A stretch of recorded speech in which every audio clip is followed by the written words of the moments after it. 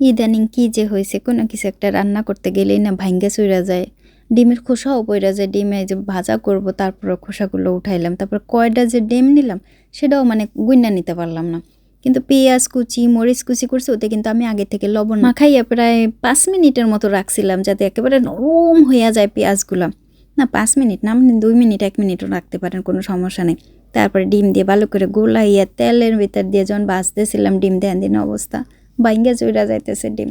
ডিমের কোনো কিছু নাই। দেন আমি বারবার করে মানে ডিম ভাজবো কি, ডিমের একেবারে সমস্ত কিছু বের হয়ে যাচ্ছে।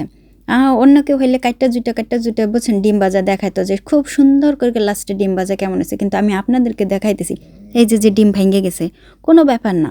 লাস্টে বা কোনো ব্যাপারই মানে টেনশনই নেবেন না, ডিম আপনার সুন্দর হবে, আপনার ডিম সুন্দর হবে, আমার ডিম সুন্দর হবে। যে লাস্টে যেটুকু দেবেন না, ওই সময় থেকে ভালো কইরা দিয়া একটু চেপে ধরে সুন্দরভাবে ভাজা দিলেই ডিম কিন্তু সুন্দর হয়ে যাব।